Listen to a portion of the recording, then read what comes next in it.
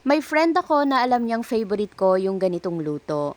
Kaya lang yung mga anak ko hindi pwede sa shrimp. So binigyan niya ako ng recipe kung saan lahat kami sa bahay ay pwedeng makakain. Instead of using shrimp, chicken na lang yung gagamitin. Thank you sa friend ko na si Shean from Marikina sa recipe na ito.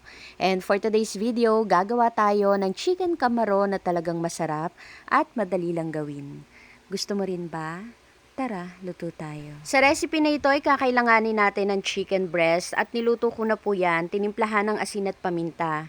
Gagamitin tayo dito ng cornstarch at itlog. After maluto ng chicken, palamigin muna natin ito bago himay-himayin. 700 grams po pala ito, pero kung gusto ninyo na mas marami yung lulutuin, doblehin nyo na lang po yung mga ingredients na gagamitin ko. Pero yung 700 grams, marami na rin pong magagawa yan. After natin itong himay-himayin, ilagay lang natin sa isang mixing bowl.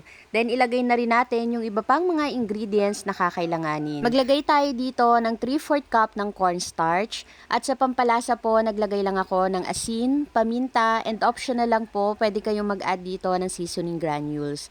At yung last ingredients na ilalagay natin dito ay 4 na piraso ng itlog. After nating mailagay lahat ng mga ingredients, wag muna natin itong hahaluin hanggat hindi pa mainit yung mantika. May tendency kasi na magtubig yan, kaya iniiwasan natin na mangyari yun.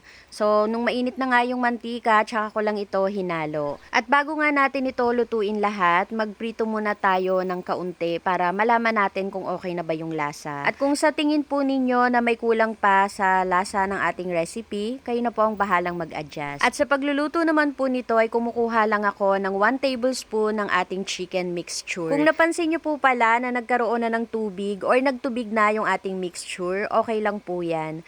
Halu-haluin lang uli natin ito bago tayo uli magprito. Mabilis lang din po pala itong maluto at pagka nag-brown na nga yung kabilang side, baliktarin lang natin ito. Pag nagpiprito pala tayo, hindi maiwasan na magkaroon ng dumi or yung parang mga na-toasted na parts ng ating niluluto.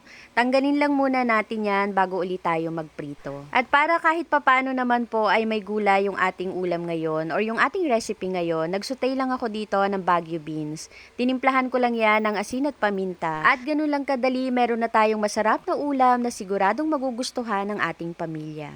Gusto mo rin ba? Tara, kain tayo.